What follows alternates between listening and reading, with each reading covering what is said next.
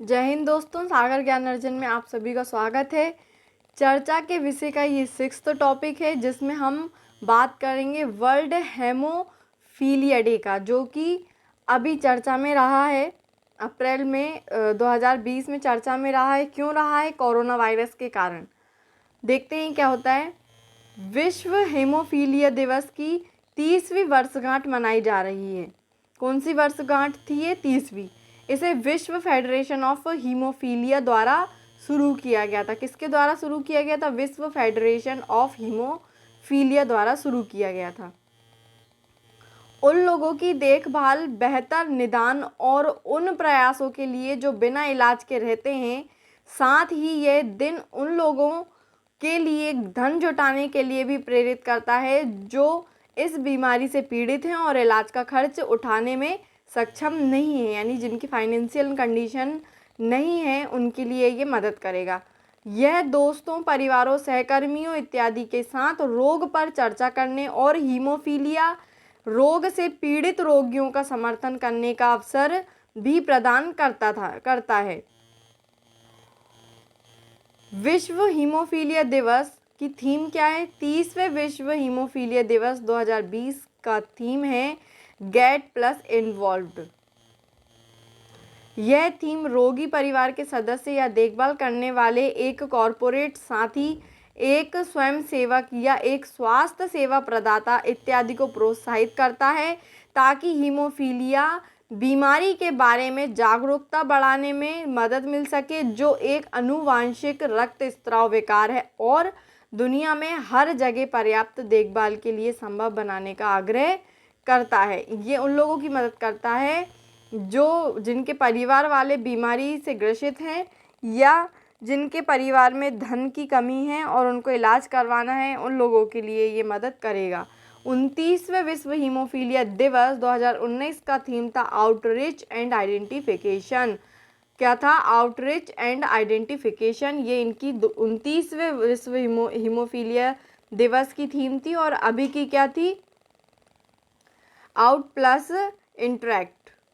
रक्तस्राव विकारों के समुदाय के नए सदस्यों तक पहुंचने और उनकी पहचान करने पर ध्यान केंद्रित करना है।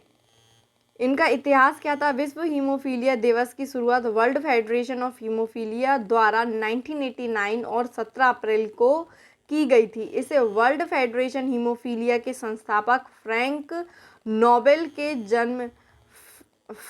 स्कैनेबल के जन्मदिन के सम्मान में मनाने के लिए चुना गया था। दरअसल हीमोफीलिया की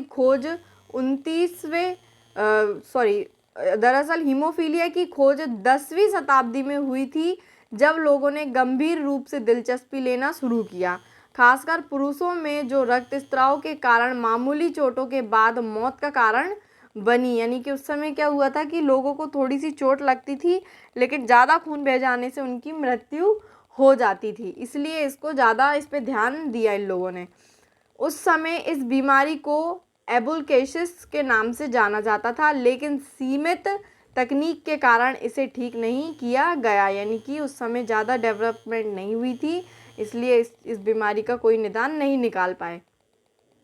विशेष रूप से उस समय यह रोग यूरोपीय शाही परिवारों में आम था और एस्पिरिन के साथ इलाज किया जाता था, जिससे खून पतला हो गया और स्थिति बदतर हो जाती थी। फिर 1803 में फिलाडेल्फिया के डॉक्टर जॉन कॉनराड ओटो ने ब्लीडर्स नाम के लोगों का अध्ययन करना शुरू किया और कहा कि यह एक वंशानुगत बीमारी है जो उनकी माताओं द्वारा पुरुषों में हो जाती है। 1937 में हीमोफीलिया आनुवांशिक विकार को 2 प्रकारों में विभाजित किया गया था, ए और बी, लेकिन उस समय तक कोई उचित उपचार का आविष्कार नहीं किया गया था।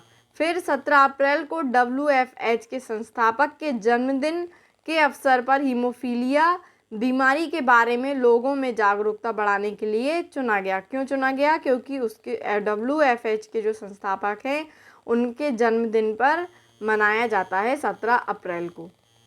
यह दिन लोगों को प्रोत्साहित करता है इस बीमारी के इलाज के लिए धन इकट्ठा करने के लिए जागरूकता बढ़ाता है, जो इसके इलाज के लिए पैसा देने में समर्थ नहीं होते हैं, जिस कारण उन लोगों का इलाज नहीं हो पाता है। विश्व हीमोफीलिया दिवस कैसे मनाया जाता है? कैसे मनाते हैं? इस आनुवांशिक विकार और अन्य जुड़े रक्तस्राव विकारों की समझ और जागरूकता बढ़ाने के लिए विश्व भर में हर साल 17 अप्रैल को विश्व हीमोफीलिया दिवस मनाया जाता है। बहुत से लोग जागरूकता फैलाने वाले अभियानों का आयोजन करते हैं और हीमोफीलिया बीमारी के बारे में आम जनता को सूचित करने के लिए कई कैंपेन्स भी होते हैं इसके जागरूकता करने के लिए। यहाँ तक कि विभिन्न स्वास्थ्य संगठनों के कर्मचारी इवेंट्स या कैंपेन्स में भाग लेते हैं। इस बीमारी के साथ मुख्य मुद्दा ये है कि हीमोफीलिया से पीड़ित लोगों को उचित उपचार नहीं मिल पाता है या कभी-कभी सही से इलाज नहीं हो पाता है। क्या आप जानते हैं कि 10,000 में से लगभग 1 में रक्तस्राव विकार होता है और उचित उपचार की आवश्यकता होती है। हर 10,000 में 1 में ये बीमारी पाई जाती है। 17 अप्रैल 2020 को ऑस्ट्रेलिया और दुनिया भर के स्थलों और स्मारकों में रात में लाल कलर की लाइटिंग करके विश्व हीमोफीलिया दिवस का समर्थन किया जाएगा।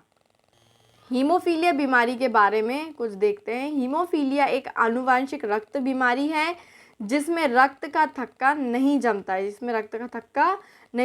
क्या रहता है? अगर रक्त का थक्का जम जाता है तो हमारा खून बहते बहते बंद हो जाता है, लेकिन इस बीमारी में ये चीज़ नहीं होती। अगर शरीर में जमावट के कारक गायब हैं या उसमें कमी है तो खून ठीक से नहीं जमता है और खून बहता रहता है। यह रक्त वाहिकाओं, जमावट तंत्र या रक्त प्लेटलेट्स में दोष के कारण होता है और एक जीन में कमी के कारण होता है, जो इस बात पर निर्भर करता है कि मानव शरीर कैसे 7, 9 और 11 को कारक बनाएगा। X10 क्रोमोसोम पर जीन पाए जाते हैं जो हीमोफीलिया को एक्स लिंक्ड रिसेसिव की बीमारी बनाता है। हीमोफीलिया के 3 रूप हैं, हीमोफीलिया ए, बी और सी। इनमें से हीमोफीलिया ए सबसे आम है। रक्त जमावट तंत्र एक प्रक्रिया है जो एक तरल से रक्त को ठोस में बदल देती है और इसमें कई अलग अलग थक्के कारक शामिल होते हैं। इस तंत्र में फाइब्रिन उत्पन्न होता है और रक्तस्राव को रोकने के लिए प्लेटलेट के साथ मिलकर बनता है। हीमोफीलिया बी के मरीज का इलाज किसी डोनर के क्लॉटिंग कारकों के साथ मरीज के रक्त को संक्रमित करके किया जाता है।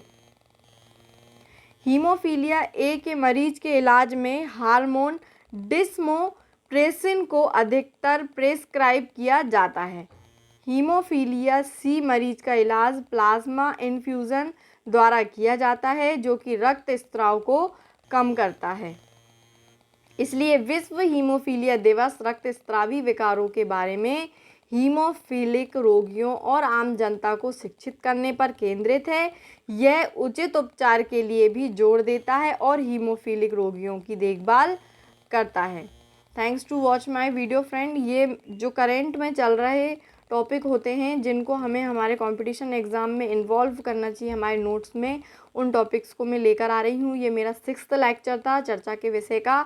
आप मेरे पुराने PDF, आप मेरे पुराने वीडियोज़ में इसी वीडियो के नीचे डिस्क्रिप्शन बॉक्स में देख सकते हैं। और अगर आपको इनकी PDF चाहिए तो आप मेरे टेलीग्राम ग्रुप में सागर ज्ञानार्जन में ऐड हो सकते हैं और मेरे PDF को देख सकते हैं। अगर आपको लगता है कि मैं कोई करंट टॉपिक है जो भूल रही हूँ या जो इम्पोर्टेंट है एग्ज़ाम के पॉइंट ऑफ व्यू से, तो आप मुझे कमेंट्स बॉक्स में ज़रूर बताना, मैं उसको अपने चैनल पे ज़रूर लाऊंगी।